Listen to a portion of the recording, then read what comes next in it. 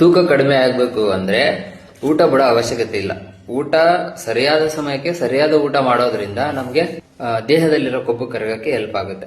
ಏನು ಸರಿಯಾದ ಸಮಯ ಅಂತ ಅಂದ್ರೆ ಬೆಳಗ್ಗೆ 8 ರಿಂದ 9 ಗಂಟೆ ಒಳಗಡೆ ನಮಗೆ ಟಿಫಿನ್ ಆಗಿರ್ಬೇಕು. ಮತ್ತೆ 12:30ಯಿಂದ 1 ಗಂಟೆಗೆ ನಮ್ದು ಊಟ ಆಗಿರ್ಬೇಕು. ಸಂಜೆ 7:30ಯಿಂದ 8 ಗಂಟೆ ಒಳಗಡೆ. ಇನ್ನ ಬೇಗ ಮಾಡಿದ್ರೆ ಉತ್ತಮ.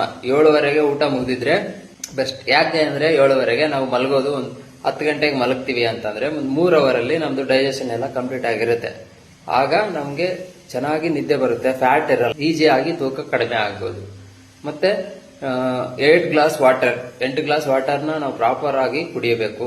ಮತ್ತೆ ನಿದ್ದೆ ಚೆನ್ನಾಗಿ ಮಾಡಬೇಕು. ಇದೆಲ್ಲನ ನಾವು ಪ್ರಾಪರ್ ಆಗಿ ಮಾಡೋದ್ರಿಂದ ನಮ್ಗೆ ಫ್ಯಾಟ್ ಕಡಿಮೆ ಆಗುತ್ತೆ.